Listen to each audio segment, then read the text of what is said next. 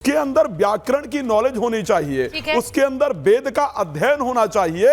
और उस वेद के अध्ययन का जो डंका है वो सिर्फ देश में नहीं विदेश तक उसने वेद में शास्त्रार्थ किया हो। और वो शास्त्रार्थ में जब अव्वल हो तो ऐसे परिस्थिति को तो कहाँ लिखा हुआ है, कहाँ लिखा है, क्या प्रोटोकॉल है? नहीं जो आप ये हायरार्की बता रहे हैं और जो प्रोटोकॉल है ये कहाँ लिखा हुआ है? मैं बता रहा हूं, सुन लीजिए।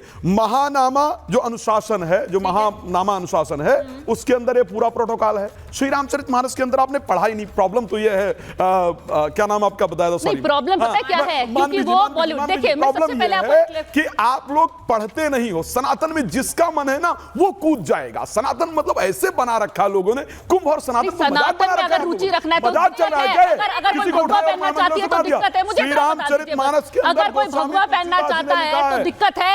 अगर कोई सनातनी बनना चाहता है, सनातन के बारे में ज्ञान जानना चाहता है, उसको दिक्कत है। नहीं मुझे बस इतना बताइए, सनातन स्वीकार कीजिए। सवाल सुनिए एक बार। हाँ, मैं अगर सनातन में रुचि रख रही हूँ और अगर मैं सनातन में अंदर कदम रखना चाह रही हूँ, उसमें आपको क्या आपको पता है? अब मीरा जी के बारे में, मीरा जी के बारे में सुना है आपने? बॉलीवुड से मीरा जी के बारे में सुना है आपने? मीरा जी के बारे में, सबरी के बारे में सुना है? आचार्य नहीं कहा गया उनको। मीरा जी के बारे में ये अपना करियर त्याग करके आई है 23 साल पहले, चाहे वो हर साल छात्रा हो और चाहे इनकी बात की जाए। ऐसे कैसे हो सकता है? एक मिनट, मैं एक बार मैं स्वामी चक्रपाणी जी के पास जा रही हूँ। स्वामी चक्रपाणी, मानवी जी ने बड़ा सिंपल सा सीधा सा सवाल उठाया। उन्होंने कहा अगर आध्यात्म में रुचि है, मेरा झुकाव है, मुझे सनातन के प्रति मैं प्रेरित हूं और मैं जानना चाहती हूं, तो क्या दिक्कत है? मैं एक्ट्रेस हूं इसलिए सवाल है, या फिर मैं ज्ञानी नहीं हूं इसलिए सवाल है? महामंडल को ज्ञानी इंपॉर्टेंट है, ध्यान रखिए। आचार्य देखिए, इस बात को समझना होगा कि कोई भी संगठन हो या कोई भी अखाड़ा हो या कोई भी परंपरागत चीजें हैं, वो अपनी कसौटी पे देख करके और उसको कोई भी दायित्व देते हैं। मैं आपको बताना चाहता हूँ कि इसी प्रकार से अखाड़ों में मंडली हुआ करती थी पहले, और मंडलियों का एक ऊपर बैठाया जाता था जिसे महामंडलेश्वर कहा जाता है और दायित्व दिया जाता था।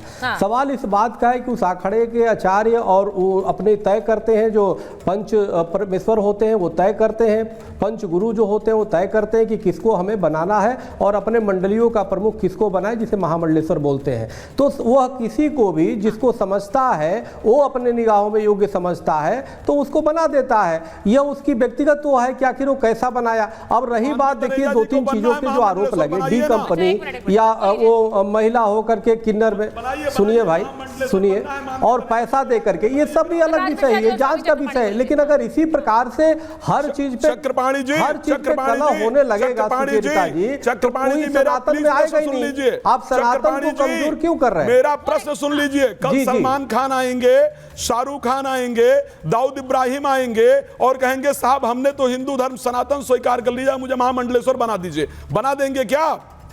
या कोई क्राइटेरिया पूछेंगे? अरे भाई आए तब तो दुनिया पूरी क्राइटेरिया पूछेंगे। पंडित जी, पूरी दुनिया के लोगों को आना चाहिए। आए और इस कुंभ में डुबकी लगाए, डुबकी लगा करके सनातन अपनाए। मैं एक चीज पूछना चाह रही हूँ भाई, आचार्य राजमिश्रा, आप समझो बात को, क्यों सनातन हिंदू धर्म में घर वापसी की बात कहते हैं? अगर कोई कह रहा है, नहीं सुनिए मेरी बात, आप ये कह रहे हैं कि कोई आए और कहे सनातन में मेरी आस्था है और मैं सनातन अपनाना चाहता हूँ, तो इसी को तो घर वापसी कहते हैं आप लोग। तो क्या घर वापसी पर मैं क्या कहूंगा? घर वापसी करा दूंगा, लेकिन घर का मालिक तो नहीं बना। अब ये इनके वजह मालिक नहीं बना दूंगा। तो मेरा मतलब ये है, आप ये कह रहे हैं कि उन्हें अखाड़े में जगह दीजिए पर महामंडलेश्वर मत बनाइए। घर चलाने लायक है भी या नहीं ये पता ही नहीं होगा और मैं घर का मालिक बना दूंगा। कमाल की बात कर रहे हैं। आपकी आपत्ति महामंडलेश्वर से है, महामंडलेश्वर मत बनाइए। घर वापसी से तो आए सलमान खान, मैं उनको स्वागत करता हूँ, सब आए सनातन स्वीकार करे भाई, लेकिन मैं उनको मुखिया नहीं बना दूंगा, महामंडलेश्वर बनाकर नहीं बिठा दूंगा। ये गलत है। जो बात मानवी जी कह रही है, मानवी जी को लीजिए जरा। मानवी जी कह रही हैं भाई वो 23 साल से अगर आध्यात्मिक, तो ममता कुलकर्णी ने खुद कहा। मैं वही तो बता रही हूँ कि वो सर्टिफिकेट नहीं दे रही है यहाँ पे। और गुफा बताओ ना। 23 साल में मैंने, देखिए मैं ये कहना चाहती हूँ कि वो एक्सप्लेनेशन देने के लिए यहाँ नहीं बैठी है कि वो 23 साल में किन के साथ वो कौन गुरु थे, कहाँ से उन्होंने शिक्षा ली। नहीं वो ये सब। और दूसरी बात, सबसे महत्वपूर्ण बात बोलना चाह रही हूँ कि देखिए उन्होंने, वो बॉलीवुड में 23 साल पहले थी, 23 साल पहले वो बहुत सुपर हिट हिट एक्ट्रेस थी, वो बहुत पीक पे उनका करियर चल रहा था और उसके बाद वो गायब हो गई। तो उसी से दर्शाता है कि वो इन सब चीजों में थी, वो भगवान में रुचि रख रही थी, वहां पे इंक्लाइन थी। वो समय था इस पर बहुत आरोप भी लगे। आपको सोशल मीडिया, एक मिनट रुकिए ना आचार्य जी, मान लीजिए समय तब था जब उन पर बहुत सारे आरोप भी लगे, नहीं, डायरेक्टर को धमकाना, डी कंपनी से करेक्शन, नहीं कोई कंपनी, अगर वो सिद्ध हो जाता, जितने आरोप ये तभी तक गिल्टी थी जब तक ये वो उनको क्लीन चिट नहीं मिली थी, तब तक आप आरोप लगा देते हैं, मीडिया ट्रायल चल जाता है। लेकिन क्या हुआ, अंत में उनको क्लीन चिट मिल गई, उनको सारे आरोप से मीडिया ट्रायल कर दिया। मीडिया ट्रायल ठीक है, आप कह रही हैं मीडिया ट्रायल था। एक बार सुनिए, मैं एक बार आचार्य शैलेश तिवारी के पास जा रही हूँ। आचार्य जी को लीजिए जरा स्क्रीन पर।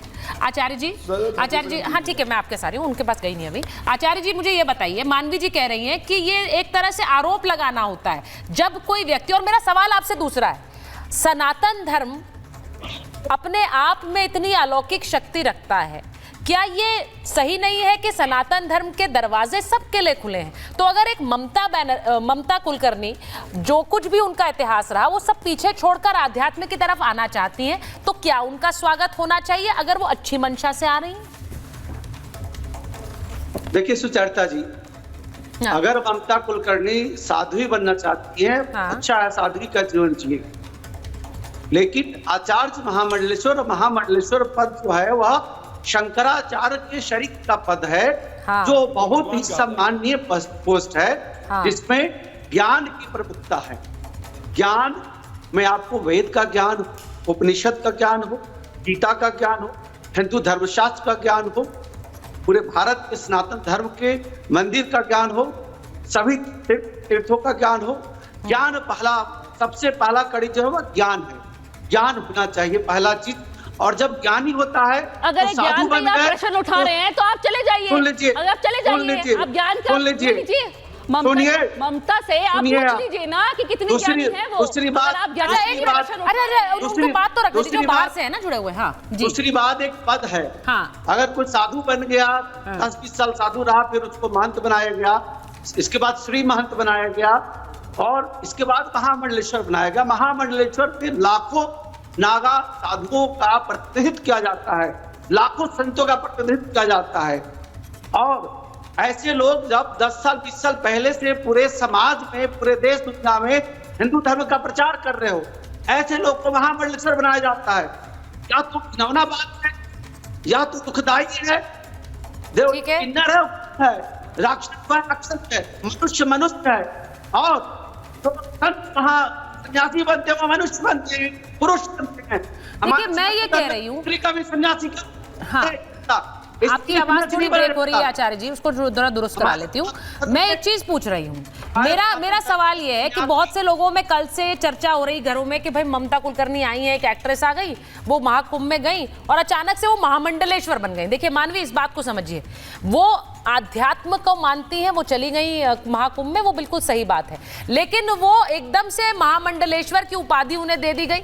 इस बात को लोग लेकर सवाल कर रहे हैं कि भाई क्या कोई भी महामंडलेश्वर बन सकता है? क्या कोई भी ऐसी उपाधि का हकदार है?